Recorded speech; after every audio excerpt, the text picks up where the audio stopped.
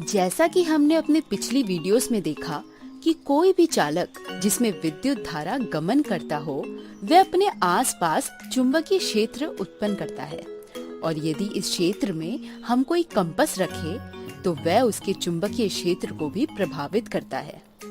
लेकिन हम न्यूटन के तीसरे नियम के माध्यम से ये भी जानते हैं कि किसी भी वस्तु पर कोई दूसरी वस्तु कुछ बल लगाती है तो पहली वस्तु भी बराबर और विपरीत बल दूसरी वस्तु पर लगाएगी। तो यहाँ भी कुछ इस तरह ही होता है। यदि चालक विद्युत धारा बहने के कारण पास रखी चुंबक या कंपास पर बल लगाता है तब उतना ही बल चालक पर भी लगता है। क्या ये सच है? हाँ, ये बिल्कुल सच है। इसे समझने के लिए एक एक्टिविटी करके देखते हैं। इस एक्टिविटी को करने के लिए हमें एक हॉर्सशू मैग्नेट, एक मोटे कॉपर के तार का टुकड़ा, एक स्टैंड, एक बड़ी बैटरी और सर्किट को जोड़ने के लिए तार और एक स्विच की आवश्यकता होगी। सबसे पहले तो स्टैंड के नीचे के हिस्से पर हॉर्सशू मैग्नेट को खड़ा करें ताकि उसका उत्तरी ध्रुव ऊपर की ओर और दक्षिणी ध्रुव नीचे की ओर हो। कॉपर के तार के दोनों सिरों को बैटरी के पॉजिटिव और नेगेटिव सिरों से इस तरह जोड़ें कि वे स्टैंड के माध्यम से चुंबक के बीच लटका रहे। कनेक्शन को जोड़ने के बाद स्विच को ऑन किया जाता है। स्विच के ऑन होते ही हमें तार एक दिशा में विक्षेप होता नजर आएगा और जब तक स्विच ऑन रहेगा यह उसी स्थान पर टिका रहेगा। ये क्या हुआ और क्यों? यदि विद्युत धारा की दिशा बदली जाए तब क्या होगा? चलिए करके देखते हैं। हम देख सकते हैं कि विद्युत धारा की दिशा बदलने से तार में विक्षेपण दूसरी दिशा में होता नजर आएगा। मगर विद्युत धारा की दिशा बदलने से विक्षेपण की दिशा क्यों बदली? हर एक सवाल का एक एक करके जवाब देते हैं।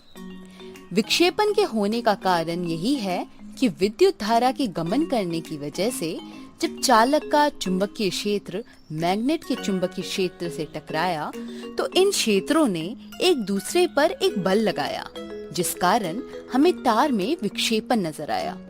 चलो विक्षेपण तो समझ आया, लेकिन विद्युत धारा की दिशा बदलने से विक्षेपण की दिशा क्यों बदली? ये विक्षेपण दरअसल उस बल को दिखाता है जो कि चुंबक चालक पर लगाती है। यदि हम ध्यान से देखें तो यहाँ एक पैटर्न नजर आएगा। हम जानते हैं कि चुंबकीय क्षेत्र रेखाएं उत्तर से दक्षिण की ओर जाती है।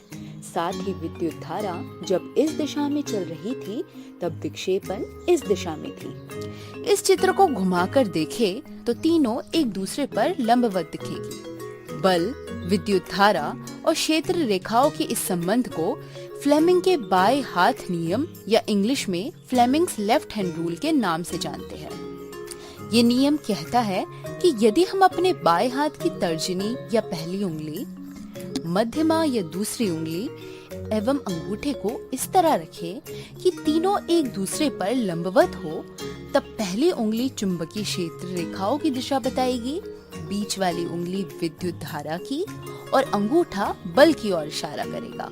यदि इसे एक्टिविटी पर लगाकर देखें तब हम बेहतर तरीके से समझ पाएंगे।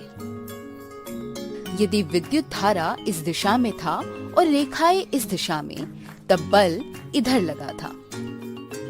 उसी प्रकार विद्युत धारा की दिशा बदलने से बल की दिशा भी बदल गई थी।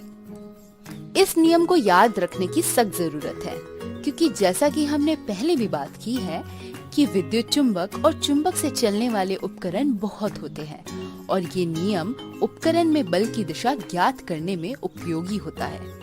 अगली वीडियो में इलेक्ट्रिक मोटर से जुड़े नियम और कार्य पर चर्चा होगी।